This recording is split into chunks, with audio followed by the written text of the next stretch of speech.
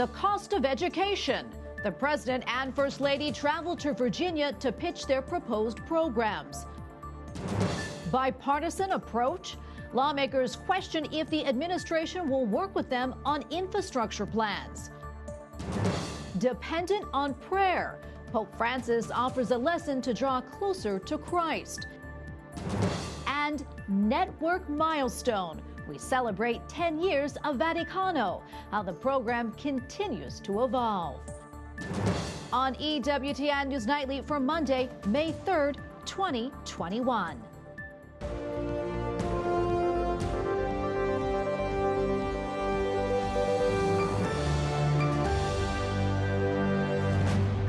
Thank you so much for being with us tonight. I'm Tracy Sable. President Joe Biden and the First Lady visit Virginia to tout the American Jobs and Families Plan. The focus today was schools.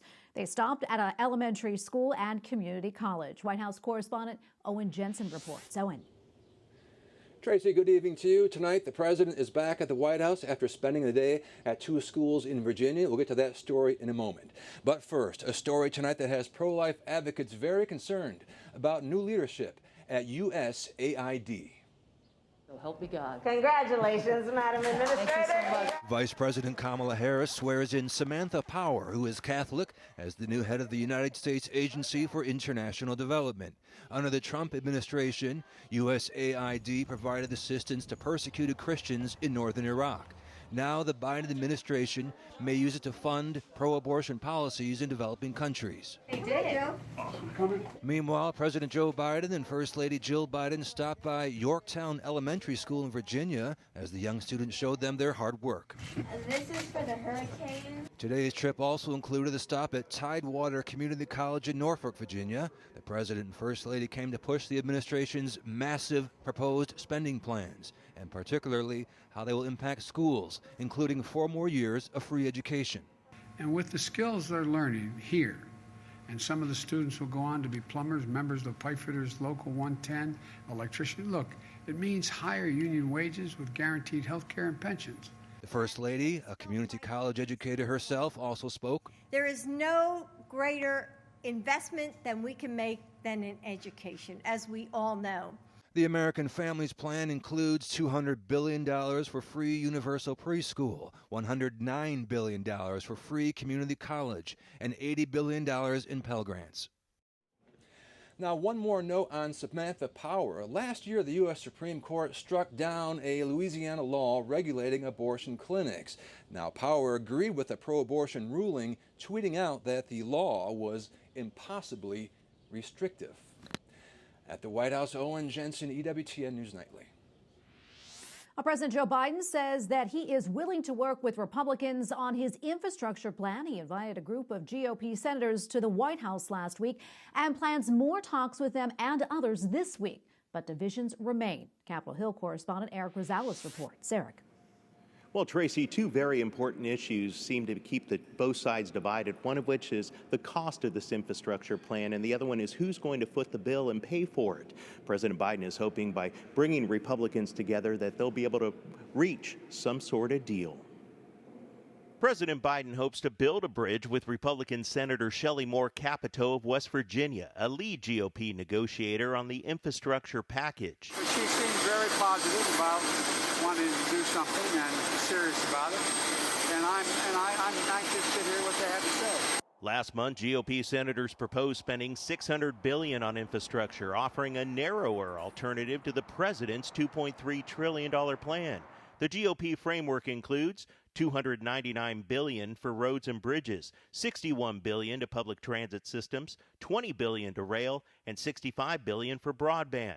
Republicans want to pay for it not by raising the gas tax, instead floating the idea of collecting a vehicle miles traveled tax from electric cars. We can continue to move down the road with infrastructure in a way where the people who use the road of infrastructure pay for the road of infrastructure, and that's the fairest and best way to do this. The president has proposed to pay for his $2.3 trillion package by raising the corporate tax rate to 28% from 21% and increasing taxes on U.S. companies' foreign earnings. Although the White House says it wants to work with Republicans, President Biden has hinted that he will consider moving forward without GOP support, like the administration did with its COVID-19 relief bill, which passed along party lines through budget reconciliation with a simple majority vote. We have no choice but to move forward. We much prefer to do it with them.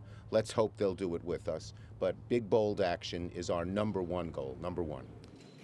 President Biden has pledged that no families earning more than $400,000 will actually see an increase in their taxes, but Republicans say that the president's plan will actually create a recession because when corporations are taxed more, that'll create higher unemployment numbers. Reporting from the Capitol, Eric Rosales, EWTN News Nightly. Well, joining us now is Vince Coglianese, Editorial Director for the Daily Caller. Vince, welcome back. Great to see you. As we just heard from Eric, President Biden is vowing to work with Republicans on his infrastructure bill, but Democrats also signaled that they would go it alone if need be. Vince, your thoughts. Do you actually think a compromise can and will be reached? No, I don't, because I don't think, that there's been any evidence in the near term or in the past that these parties want to work together. And the numbers that Joe Biden is talking about are not the kinds of numbers that you can negotiate on. I mean, between the American Families Plan and the American Jobs Plan that he's advancing, those are numbers of the federal government spending $4 trillion. Republicans, what's their starting bid going to be? $2 trillion? They're not going to go for that. I'd be very surprised if they did, because what you're looking at is we're already living in a world where prices are skyrocketing for normal Americans all over the place. Have you noticed the cost of houses?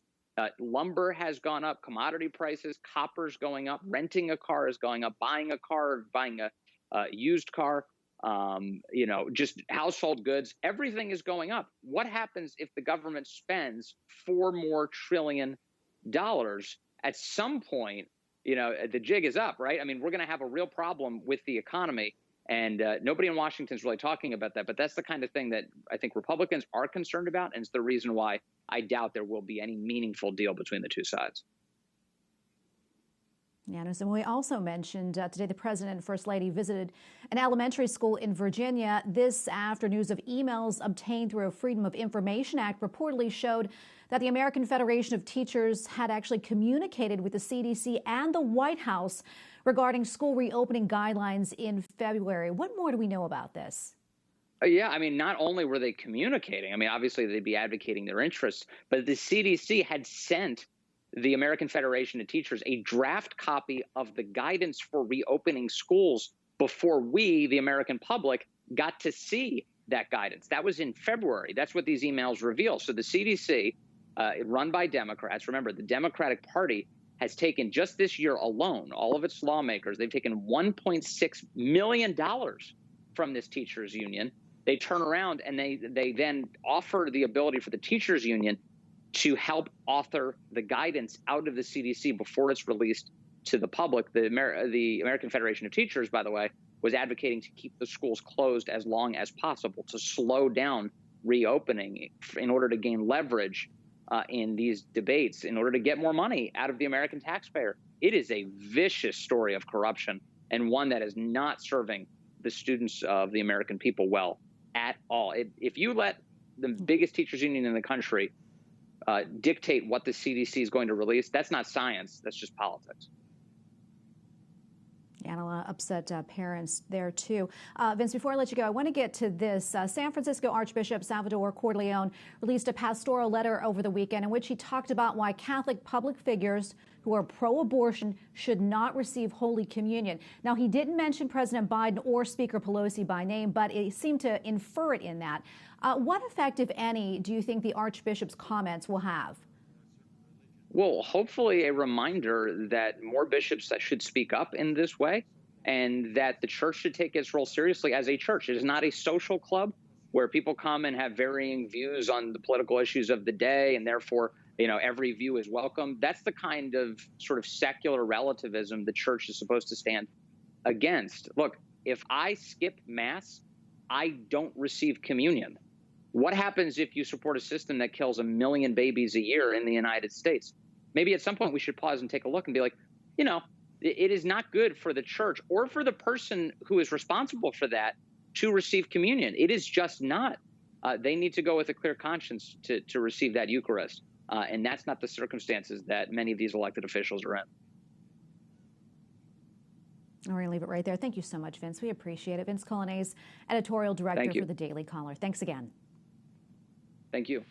Lubbock, Texas has voted to declare itself a sanctuary city for the unborn. More than 60% approved a measure to outlaw abortion within the city limits. A year ago, the city council rejected a similar proposal for fear of potential lawsuits. While authorities suspect human smuggling in connection with a deadly capsized boat accident near San Diego, California yesterday morning. The wooden boat broke apart near rocks in a powerful coastal surf. At least 3 people were killed, 27 were hospitalized. Israel will investigate last week's deadly stampede at a religious festival. מדובר באירוע שניתן היה למנוע אותו. An Israeli official calls the loss of life preventable. Sunday's National Day of Mourning included an Israeli flag memorial and a message of consolation for the grieving. A surge of people into a tunnel Friday killed more than 40, including 5 from New York. All 6 people assigned to Tokyo's Olympic torch relay have tested positive for coronavirus. The 6 individuals were serving on traffic control duty last week in southern Japan. Last year, the Summer Games were postponed. They are scheduled to start July 23rd. Olympic organizers estimate 10,000 medical professionals will be needed during the Games. Pope Francis says a truly Christian life bears witness to Christ. Una vita veramente cristiana dà testimonianza di faithful Cristo. in St. Peter's Square yesterday, the Holy Father said that we must be united to Christ to actively seek his guidance. He said, just like the vine and the branches, we need him and he needs us, and the fruitfulness of our life depends on prayer. Italy's famed Leaning Tower of Pisa has reopened to visitors. Starting Saturday, visitors could purchase tickets valid for 1 year. The popular tourist destination closed in the past, including an extensive decade of restoration during the 1990s. Coming up, Orthodox Easter, how churches around the world are celebrating.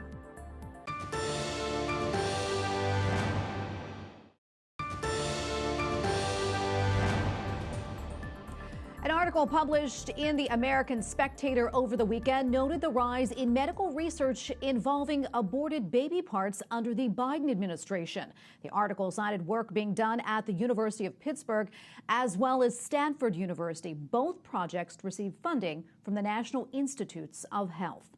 Joining us now is Dr. Joseph Meaney, president of the National Catholic Bioethics Center. Dr. Meaney, welcome back. Great to see you. First off, why are there concerns that projects using aborted baby parts will become more prevalent under the Biden administration, and exactly what type of research is being conducted? Right. So the Trump administration had put into place a lot of safeguards, including not allowing the government to use in its own research fetal tissue derived from abortion, and to make a very strict ethics review of anything that was funded by the NIH. In fact, they weren't funding anything really because they had such a good ethics review board. However, the Biden administration has basically opened the floodgates for the government to do research using fetal tissue taken directly from abortions, and also to fund that without any ethics review at all. And I also understand that under national guidelines that scientists are prohibited from culturing human embryos for research after 14 days. But some scientists are now saying that those rules should be modified and pushed out 28 days. What more do you know about that and why these scientists want to do that and the dangers? Right. So the original purpose of the 14-day rule was essentially to prevent the creation of human life and gestation of human life in laboratories all the way to birth. In the past, they couldn't actually keep embryos alive past 14 days. So the ban, in a certain sense, was theoretical because they couldn't actually do it. Now there are certain experiments where they think that they can keep these embryos alive in laboratories for longer periods of time. And because they can't do that, they want to do it. Of course, it's unethical to do any research with human embryos and creating them in a lab and trying to continue them, to any length of time. And do you think they'll be able to do that? Do you think they'll be able to, push it out to 28 days eventually? Sure. I mean, the scientific side of things, what can be done is growing all the time. And there was a recent experiment in Israel where they managed to grow mouse embryos for a longer period than 14 days. And so they're thinking they might be able to do this in the future with human embryos, and they want to get permission. But of course, this is very, very unethical research to begin with. And the 14-day rule is a problem. It's not ethical. And to extend it further is even worse. And Dr. Meaney, how do you see this all, playing out eventually? Do you think that there will actually be an increase in research using aborted baby parts? And what can we as Catholics do, if anything, when it comes to opposing this type of research? Right. I think it's very important to protest and to say, we do not want our taxpayer dollars going to fund research that directly supports abortion, and the abortion industry. That's where they're getting the tissues and the organs from these children that have been aborted. It's completely unethical. There's no excuse for doing this. And yet, because the funding is being made available by the Biden administration, more of this research will be done.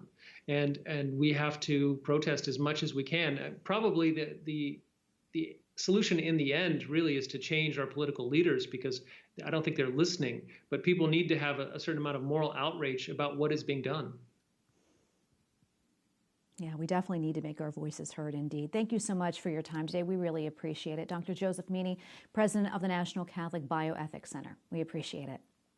Thank you. Well, the head of the Russian Orthodox Church celebrates a midnight liturgy for Orthodox Easter.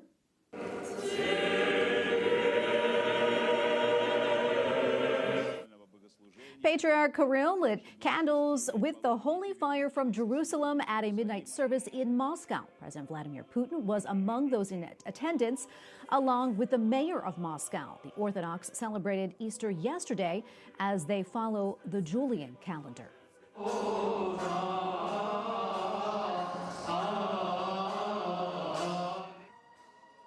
Egypt's Coptic Christians also celebrated Easter during this past weekend. Worshippers were happy to return to church, even with social distancing. Up next, an appeal to Our Lady of Help. Pope Francis prays for an end to the coronavirus pandemic. And 10 years of Vaticano.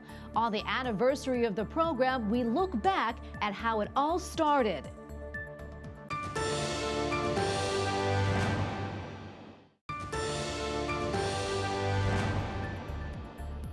Pope Francis prayed Saturday to Our Lady of Help for the end to the coronavirus pandemic.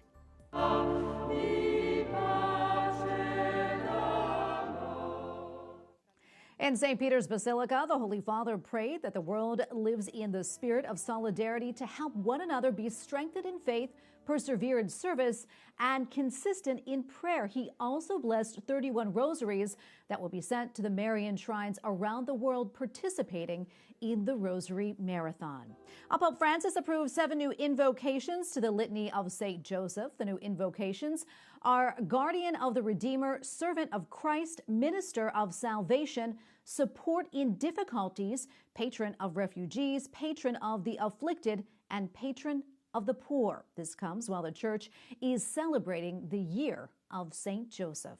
Well, the Vatican is proceeding with 7 new saint causes today. One of the 7 is Blessed Devasayyampila, the first layperson from India to be canonized. He converted from Hinduism to Catholicism by a Jesuit priest in 1745, changing his name to Lazarus. Another is Blessed Charles de Foucauld, a fallen-away Catholic who came back to the faith after visiting the Holy Land. He died as a martyr in Algeria. EWTN celebrates 10 years of the network's Vaticano program. Vaticano is the weekly show that gives an overview of the news from the Vatican, papal events, and features of the Catholic Church around the world. There have been 475 episodes produced. Joining us now is the one who pioneered the show, Alan Holdren, EWTN Vatican Bureau Chief. Alan, welcome. So good to see you. So tell us, what was it like moving to Rome and starting this new program? How did it all develop? Yeah, well, I moved here, Tracy, in 2009 as a correspondent for Catholic News Agency, and in 2011 we started this program with the first program being dedicated to the beatification of John Paul II. And we had support through EWTN, through Catholic News Agency, to get this program off the ground, going 52 weeks a year and into the future. I didn't think forward at that point to 10 years in the future, which is, you know, today, and where it will have come since. We've developed the program from English and Spanish, later to German, and now it is produced weekly in 10 languages. And in particular for our European offices that take it and broadcast it to their local nations. It's so incredible. And looking back, you know, what are some of the milestones or the highlights, and also personally for you? Yeah, well, I'd say that the milestones are, you know, those major events like that first beatification of John Paul II, since we've seen his canonization, which was also a major event for Vaticano. We've had other events like Mother Teresa's canonization, John Henry Newman. We had a conclave in 2013 with the election of Pope Francis. We've had major papal trips abroad and trips that we've been able to accompany the Holy Father on, flying with him on the plane and producing Vaticano content from there, and also for EWTN News Nightly. We've done so many things here on the ground here in Rome, just to peel back the stories, to open the doors and bring people into places like the Vatican's Apostolic Library, the Sistine Chapel, the swearing in of the new Swiss Guards. You name it, I think we've touched on it. But actually, one of my first questions was, won't we run out of stories? And we never have, and I don't think we ever will. There's so many beautiful and interesting things going on, and also, you know, some of those milestones, looking back on the time that we've spent together producing this Vaticano program, are really the friendships that were created. And I can look back over these last 10 years, and I've got friends from the very beginning of the program. You know, people we started working on the program to create. That have come and gone since, and we keep up with each other. And the same for people that we interview, and for the stories that we tell, both in Rome and also abroad. Yeah, and we were looking back, but looking forward, what is the future of the program? Well, I would hope, Tracy, that the program continues to develop, that we continue to grow into other languages as EWTN grows into other languages. If you look back on the last 5 or so years, EWTN has grown into 5 new languages just across Europe. And almost every one of those offices has taken on Vaticano as a commitment, a weekly commitment to translate and to broadcast to their audiences. So if we look across, say, Africa, or even, you know, France, Portugal, Brazil, China, if you'd like, all of these places are largely uncovered. And there's still so much work to do, and I hope that Vaticano will continue to have a part in that as a program that really connects people to Rome and connects people to the Pope and to his magisterium. Well, Alan, thank you so much for your time today. Congratulations on the anniversary, and thank you so much for all that you do. Alan Holdren, EWTN Vatican Bureau Chief. Thanks again, Alan. Thank you, Tracy. And just a reminder that you can watch Vaticano every Sunday at 4 p.m. Eastern. For more listings, check the schedule at EWTN.com. And we thank you for watching tonight. For the entire EWTN News Nightly team, I'm Tracy Sable. Good night, and God bless.